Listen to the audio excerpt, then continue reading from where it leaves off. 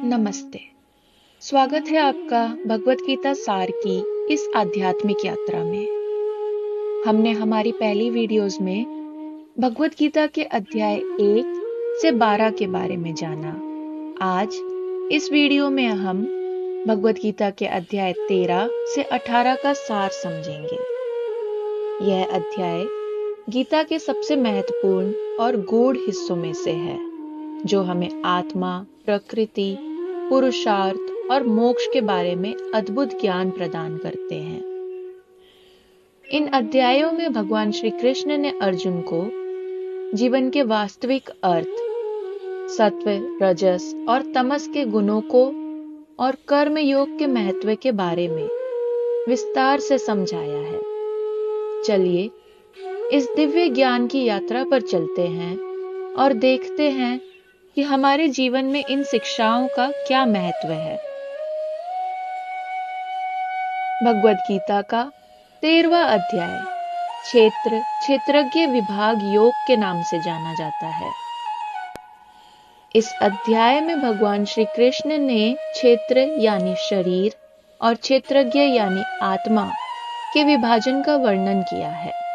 उन्होंने बताया कि आत्मा और शरीर में क्या अंतर है और कैसे आत्मा को समझकर मोक्ष प्राप्त किया जा सकता है। इस अध्याय की मुख्य बातें हैं क्षेत्र और क्षेत्रज्ञ का परिचय। भगवान श्री कृष्ण ने अर्जुन को बताया कि शरीर को क्षेत्र कहा जाता है और जो इसे जानता है उसे क्षेत्रज्ञ कहा जाता है। क्षेत्र में सभी भौतिक तत्व, मन, बुद्धि और अहंकार शामिल हैं। दूसरी बात, क्षेत्र के तत्व। भगवान ने शरीर के 24 तत्वों का वर्णन किया, जिनमें 5 महाभूत आकाश, वायु, अग्नि, जल और पृथ्वी, 5 ज्ञान इंद्रियां, 5 कर्म इंद्रियां, मन, बुद्धि, अहंकार और प्रकृति शामिल है। तीसरी बात, ज्ञान की परिभाषा। भगवान ने बताया कि सच्चा ज्ञान वही है जो क्षेत्र और क्षेत्रज्ञ के भेद को समझे। ज्ञान की विशेषताओं में अहंकार का अभाव, साधुता, दया, सरलता, गुरु सेवा और इंद्रियों का संयम शामिल है। चौथी बात, क्षेत्रज्ञ का स्वरूप। क्षेत्रज्ञ आत्मा है जो अविनाशी, शाश्वत और सभी शरीरों में विद्यमान है। आत्मा को किसी भी भौतिक वस्तु से नहीं बांधा जा सकता, वह निराकार और अचल है। पांचवी बात, आत्मा और परमात्मा का संबंध। श्री कृष्ण ने बताया कि आत्मा और परमात्मा एक ही है, लेकिन परमात्मा सभी आत्माओं का मूल स्रोत है। परमात्मा सबके भीतर विद्यमान है और सब कुछ संचालित करते हैं। 13वां अध्याय हमें यह सिखाता है कि आत्मा और शरीर के भेद को समझकर और आत्मा के सत्य स्वरूप का ज्ञान प्राप्त कर हम अपने जीवन को आध्यात्मिक उन्नति की ओर ले जा सकते हैं। यह अध्याय आत्मज्ञान, भक्ति और मोक्ष की दिशा में महत्वपूर्ण मार्गदर्शन प्रदान करता है। भगवत गीता का 14वां अध्याय गुणत्रय विभाग योग के नाम से जाना जाता है। इस अध्याय में भगवान श्री कृष्ण ने प्रकृति के 3 गुणों सत्व, रजस और तमस का वर्णन किया है और ये गुण कैसे मानव जीवन को प्रभावित करते हैं, इस पर प्रकाश डाला है। इस अध्याय की मुख्य बातें हैं गुणों का परिचय। भगवान श्री कृष्ण ने 3 गुणों का वर्णन किया है। सत्व गुण, यह गुण शांति, ज्ञान और स्पष्टता को दर्शाता है। सत्व गुण वाले व्यक्ति में समझदारी और विवेक की प्रवृत्ति होती है। रजस गुण, यह गुण क्रिया, इच्छा और प्रवृत्ति को दर्शाता है। रजस गुण वाले व्यक्ति में अधीरता, महत्वाकांक्षा और कर्म की प्रवृत्ति होती है। तमस गुण, यह गुण अज्ञानता, आलस्य और अंधकार को दर्शाता है। तमस गुण वाले व्यक्ति में अवसाद और आत्मवंचना की प्रवृत्ति होती है। दूसरी बात, गुणों का प्रभाव। भगवान ने बताया कि ये 3 गुण हमारे कार्यों, विचारों और व्यवहार को प्रभावित करते हैं। व्यक्ति के गुण उसके जीवन के अनुभवों को निर्धारित करते हैं और उसकी मानसिक स्थिति को भी प्रभावित करते हैं। तीसरी बात, गुणों का संतुलन और मोक्ष। भगवान श्री कृष्ण ने बताया कि मोक्ष प्राप्ति के लिए इन गुणों का पारगमन करना आवश्यक है। सत्व गुण से उन्नति प्राप्त की जा सकती है, लेकिन सत्व के साथ रजस और तमस को भी समझकर उनके प्रभाव से मुक्त होना चाहिए। चौथी बात, गुणों के अनुसार कर्म। प्रत्येक गुण का व्यक्ति के कर्म पर असर होता है। सत्व गुण वाला व्यक्ति सत्कर्म करता है, रजस गुण वाला व्यक्ति कर्म कांड में संलग्न रहता है और तमस गुण वाला व्यक्ति निष्क्रिय और आलसी होता है। पांचवी बात, आध्यात्मिक उन्नति। श्री कृष्ण ने बताया कि गुणों की स्थिति को पहचान कर और स्वयं को उनके प्रभाव से मुक्त करने का प्रयास करना चाहिए। जब व्यक्ति सत्व गुण में स्थित होता है, तब उसकी आत्मा की उन्नति और मोक्ष की संभावना होती है। 14वां अध्याय हमें यह सिखाता है कि हमारे जीवन में गुणों की भूमिका और प्रभाव को समझकर और गुणों को नियंत्रित करके हम आध्यात्मिक उन्नति और मोक्ष की दिशा में अग्रसर हो सकते हैं। यह अध्याय गुणों के प्रभाव को समझने और संतुलित जीवन जीने का महत्व स्पष्ट करता है। भगवद गीता का 15वां अध्याय पुरुषोत्तम योग के नाम से जाना जाता है। इस अध्याय में भगवान श्री कृष्ण ने जीवन के सबसे गहरे रहस्यों और आत्मा की परम वास्तविकता के बारे में बताया है। यहाँ पर वृक्ष के रूपक का उपयोग करके जीवन के विभिन्न पहलुओं की व्याख्या की गई है। इस अध्याय की मुख्य बातें हैं। वृक्ष रूपक।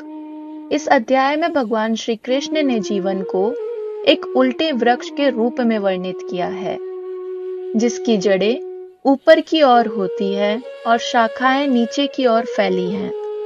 यह वृक्ष जीवन के अचूक और उल्टे स्वरूप को दर्शाता है, जिसमें हम सांसारिक जीवन के जड़ और शाखाओं को समझ सकते हैं। दूसरी बात, वृक्ष की उत्पत्ति और नाश। वृक्ष के इस रूपक के माध्यम से श्री कृष्ण ने बताया कि यह संसार एक अस्थायी वृक्ष है, जो हमारे कर्मों और सत्व गुणों से जुड़ा हुआ है। जीवन के इस वृक्ष का नाश निश्चित है और हमें इससे परे जाकर आत्मा की शाश्वतता को समझना चाहिए। तीसरी बात, अद्वितीय आत्मा। भगवान ने बताया कि आत्मा, जो इस वृक्ष की तरह जीवन के अनुभवों से परे होती है, शाश्वत और अविनाशी है।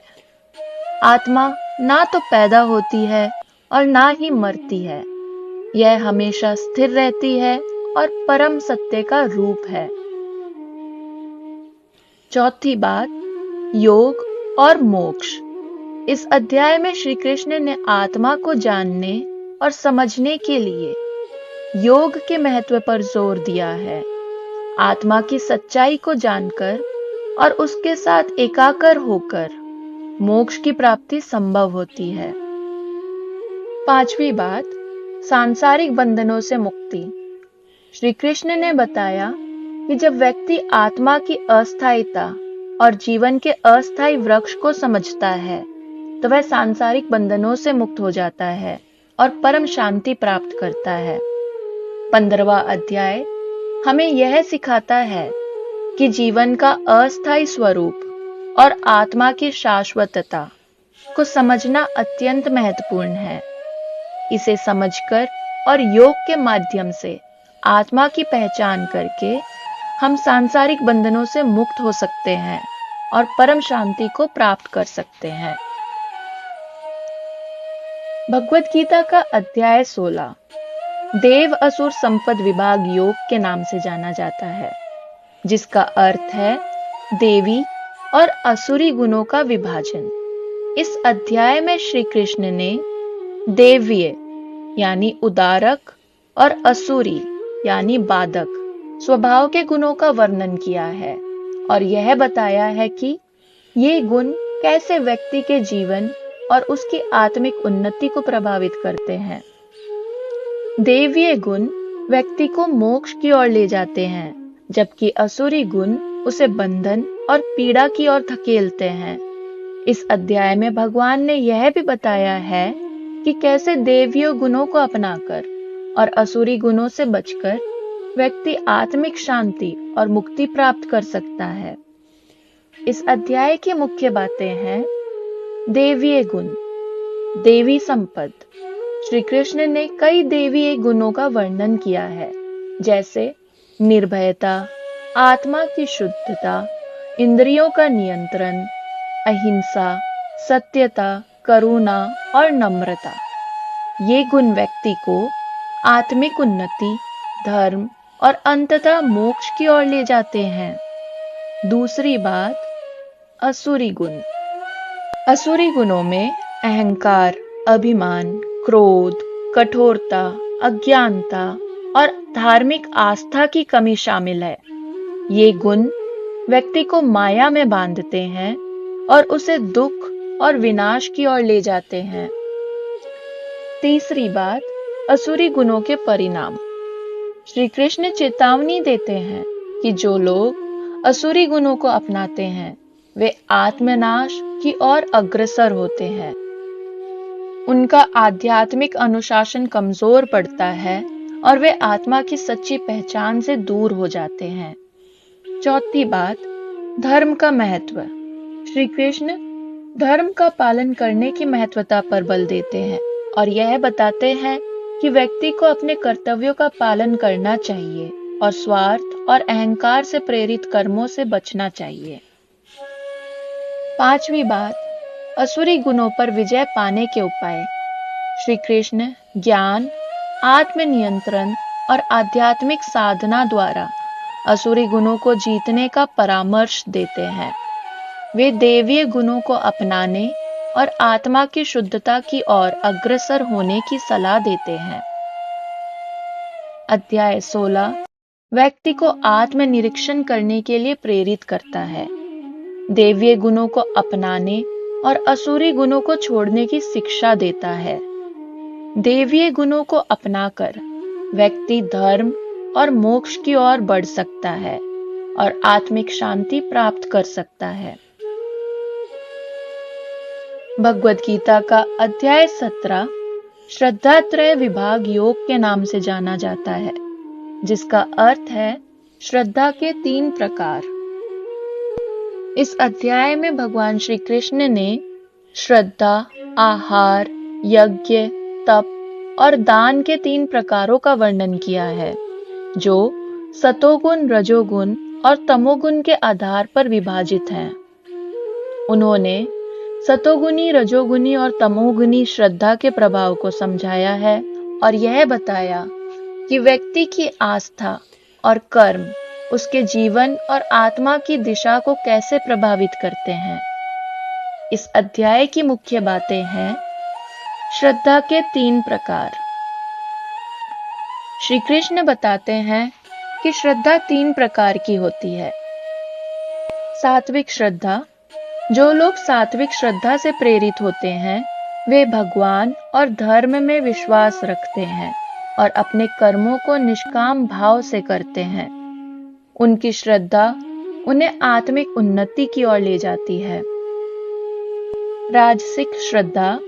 जो लोग राजसिक श्रद्धा से प्रेरित होते हैं वे कर्म को करते हैं, लेकिन उनके मन में फल की इच्छा होती है। उनकी श्रद्धा उन्हें सांसारिक सुख और मोह में बांधती है। तामसिक श्रद्धा। जो लोग तामसिक श्रद्धा से प्रेरित होते हैं वे अज्ञान, मोह और आलस्य में डूबे रहते हैं। उनकी श्रद्धा उन्हें अंधकार और पतन की ओर ले जाती है। दूसरी बात, आहार के 3 प्रकार। श्री कृष्ण बताते हैं कि व्यक्ति का आहार उसके स्वभाव को प्रभावित करता है।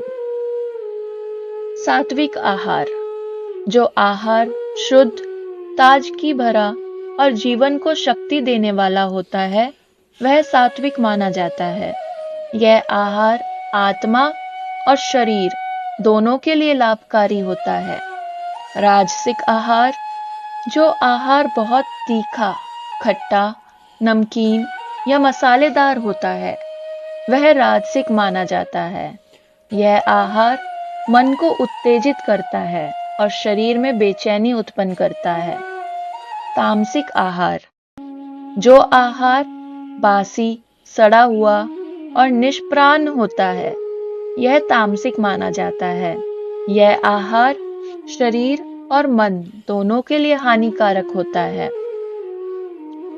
तीसरी बात, यज्ञ, तप और दान के 3 प्रकार। श्री कृष्ण ने यज्ञ, तप और दान को भी 3 प्रकारों में बांटा है, सात्विक, राजसिक और तामसिक। उन्होंने बताया कि सात्विक यज्ञ, तप और दान निष्काम भाव से किए जाते हैं, जबकि राजसिक और तामसिक यज्ञ, तप और दान में स्वार्थ और अहंकार की भावना होती है। चौथी बात, ओम तत्सत मंत्र का महत्व।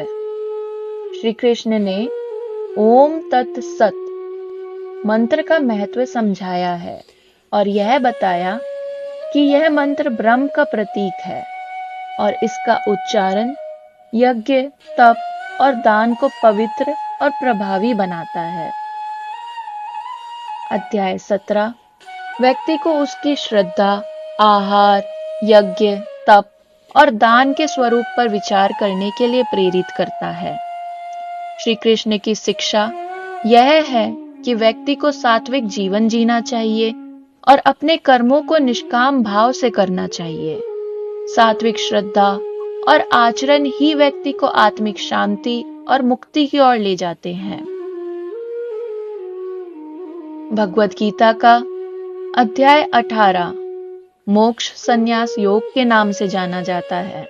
यह गीता का अंतिम अध्याय है, जिसमें श्री कृष्ण ने अर्जुन को संन्यास, त्याग और मोक्ष के गूढ़ रहस्यों को विस्तार से समझाया है।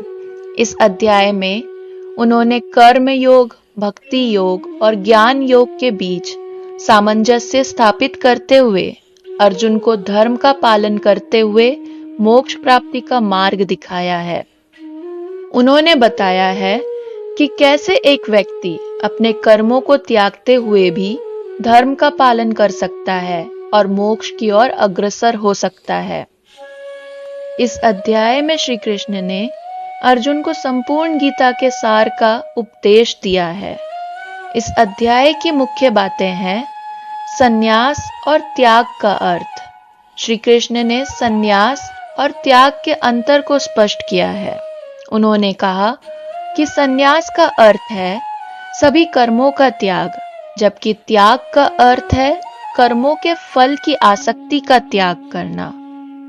असली त्याग वह है जहां व्यक्ति बिना फल की इच्छा के अपने कर्तव्यों का पालन करता है। दूसरी बात, 3 प्रकार के कर्म। श्री कृष्ण ने कर्मों को 3 गुणों के आधार पर विभाजित किया। सात्विक कर्म निष्काम भाव से बिना किसी स्वार्थ के किए गए कर्म, राजसिक कर्म जिन कर्मों में व्यक्ति फल की इच्छा रखता है, और तामसिक कर्म जो अज्ञानता, आलस्य या किसी को हानि पहुंचाने के उद्देश्य से किए जाते हैं। तीसरी बात, 3 प्रकार के ज्ञान, कर्ता और बुद्धि। श्री कृष्ण ने ज्ञान, कर्ता और बुद्धि को भी 3 श्रेणियों में बांटा, जो कि सात्विक, राजसिक और तामसिक है। उन्होंने बताया कि सात्विक ज्ञान से व्यक्ति सभी प्राणियों में एकता देखता है, राजसिक ज्ञान से वह भेदभाव करता है और तामसिक ज्ञान से वह अधूरी और विकृत दृष्टि रखता है। चौथी बात, धर्म का पालन। श्री कृष्ण ने अर्जुन को उसके धर्म का पालन करने के लिए प्रेरित किया। उन्होंने कहा कि व्यक्ति को अपने स्वधर्म का पालन करना चाहिए, भले ही वह कठिन या चुनौतीपूर्ण हो। स्वधर्म का पालन ही मोक्ष की ओर ले जाता है।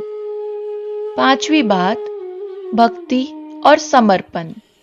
इस अध्याय में श्री कृष्ण ने भक्ति और समर्पण के महत्व को भी बताया। उन्होंने बताया कि जो व्यक्ति पूर्ण समर्पण और श्रद्धा के साथ भगवान की शरण में जाता है, वह सभी पापों से मुक्त होकर मोक्ष प्राप्त करता है। छठी बात, गीता का सार। श्री कृष्ण ने अर्जुन को गीता के संपूर्ण ज्ञान का सार बताया। उन्होंने कहा कि निष्काम कर्म, भक्ति और ज्ञान के माध्यम से व्यक्ति मोक्ष प्राप्त कर सकता है। अर्जुन को निर्देश दिया गया कि वह मोह को त्याग कर निबिक होकर युद्ध करे और अपने कर्तव्यों का पालन करे। अध्याय 18 का मुख्य संदेश यह है कि व्यक्ति को अपने कर्तव्यों का पालन बिना फल की चिंता किए करना चाहिए। संन्यास का असली अर्थ कर्मों के त्याग में नहीं, बल्कि उनके फलों की आसक्ति के त्याग में है। श्री कृष्ण ने अर्जुन को यह सिखाया कि निष्काम भाव से कर्म करते हुए, भक्ति और ज्ञान के मार्ग पर चलते हुए मोक्ष प्राप्त किया जा सकता है। मित्रों, यह था भगवत गीता के 13 से 18 अध्यायों का सार। इन अध्यायों में भगवान श्री कृष्ण ने हमें बताया है कि कैसे आत्मज्ञान, कर्म योग और भक्ति के माध्यम से हम अपने जीवन को शुद्ध और सफल बना सकते हैं। गीता के ये अंतिम अध्याय हमें मोक्ष और आत्म साक्षात्कार की ओर ले जाते हैं और सिखाते हैं कि जीवन में सच्ची शांति और संतुष्टि कैसे प्राप्त की जा सकती है। हमें उम्मीद है कि इस वीडियो ने आपको गीता की इन अहम शिक्षाओं को समझने में मदद की होगी। भगवत गीता का संपूर्ण सार हमें जीवन के हर कदम पर मार्गदर्शन देता है। अगर हम गीता के उपदेशों को अपने जीवन में अपनाएं, तो निश्चय ही हमारा जीवन सफल और सुखमय हो सकता है। यदि आपको यह वीडियो पसंद आई तो कृपया लाइक करें, कमेंट करें और सब्सक्राइब करें। हमसे जुड़े रहें और इस दिव्य ज्ञान की यात्रा में साथ दें। जय श्री कृष्ण।